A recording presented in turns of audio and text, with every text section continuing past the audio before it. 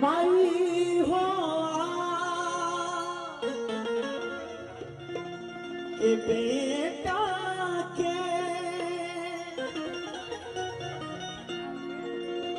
अपन जगह ओढ़ावा हो। चलो भैया चढ़ी हन तुए मैया चढ़ी हन तुए मैया मोरा कसुमे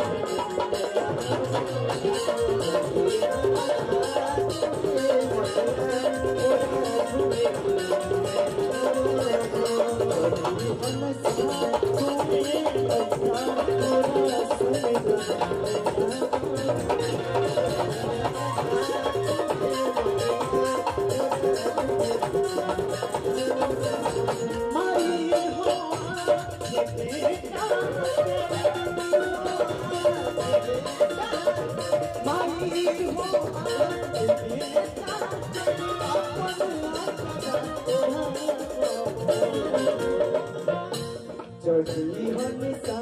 तुए मैया चढ़ी हमेशा तुए मैया मोरा सुने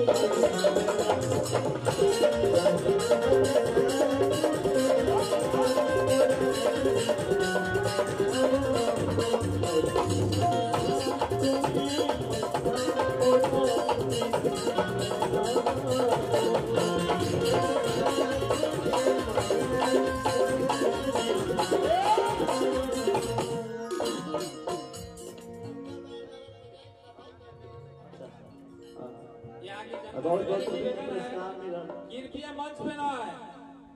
यहाँ की जनता से मेरी अनुरोध है कि कृपया मंच पे ना आए। जो भी पैसा देना है आप नीचे से दे सकते हैं, जो भी इनाम देना है आप नीचे से दे सकते हैं। बिल्कुल बिल्कुल। चैनल वालों को आप लोग डिस्टर्ब मत कीजिए। आप लोग ऊपर होंगे, चैनल वाले लोग नाराज होंगे। मैं क्षमा प्रार्थी हूँ उसके लिए। जी जी जी गाना गाइए। बिल्कुल। और इतना बेन की तरफ से पुरस्कार मिला, सफाई कर्मी बने हैं, 1000 रुपए का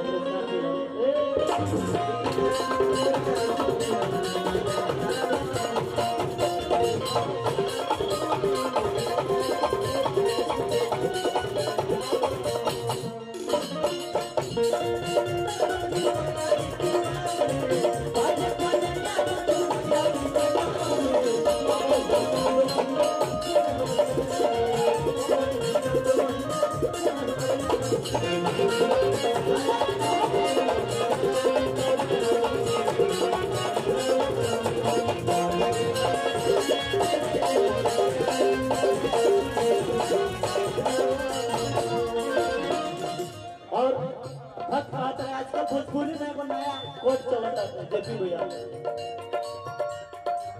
भोजपुरी जेपी गावता। शास्त्रीय संगीत में जो सारे गाना पढ़ाई से रियाज करने के बाद से मूर्ति आवत रहे। आजकल भोजपुरी में ऊपर जोनर बदल गई था। जितना बढ़िया डांड हिला दो वही के लोग मूर्ति कहता है। भाव का ना कोई भाई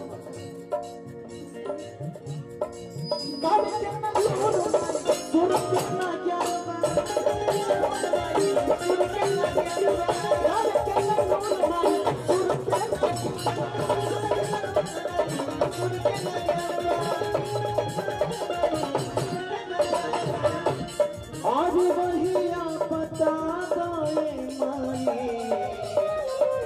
लड़का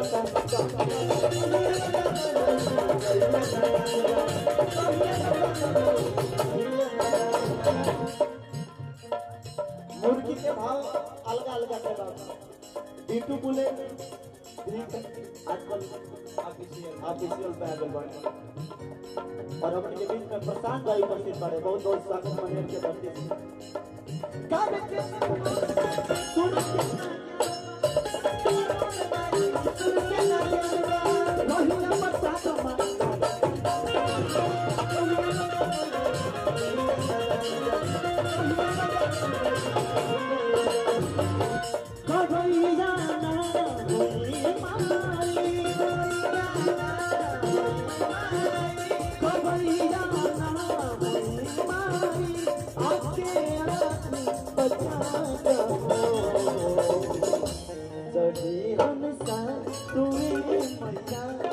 जीवन सा तुम्हें मैया मोरा सुमिरो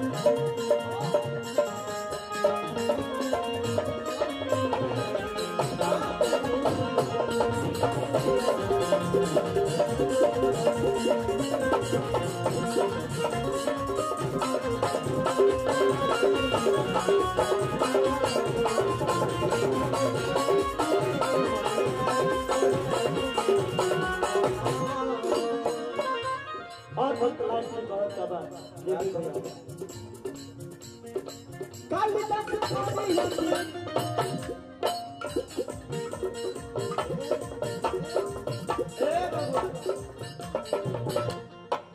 भोजपुरी की है मुर्गी हो गई बात लेकिन यही में हम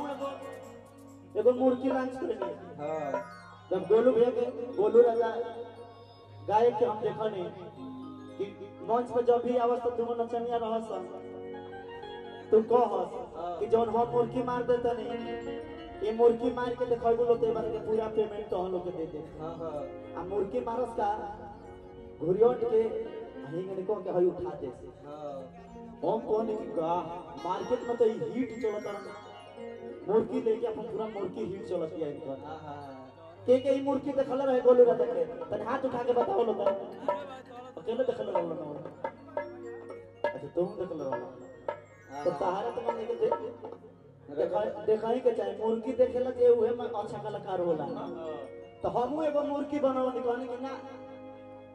ब्याह के पीछे से मुर्गी मारता रहो तो हमहू आगे वाला एगो मुर्गी बना दे जान लो सुन भैया तो मुर्गी का बनाओ कलाकारी अच्छा लगे तो अपना मन ताली बजावे के बाटे अब भाव का बा कालिदास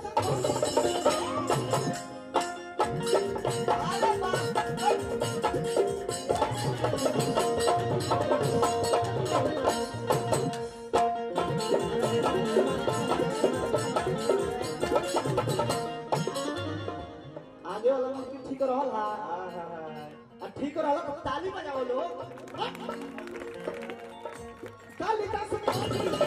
क्या बना बालक की छोटा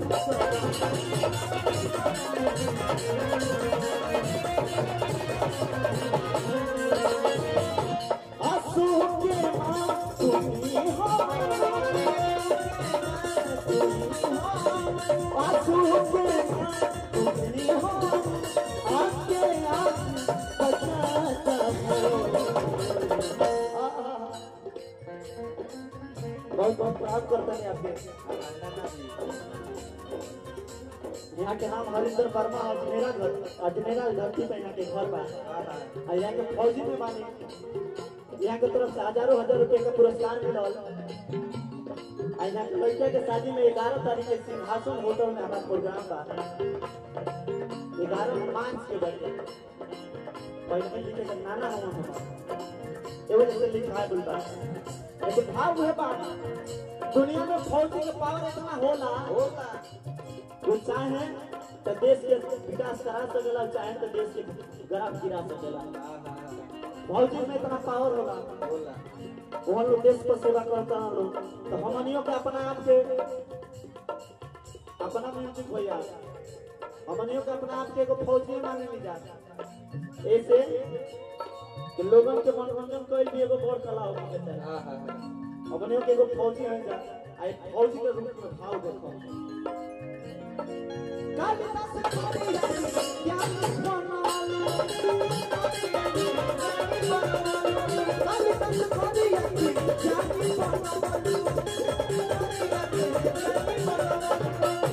बालू में की चोरा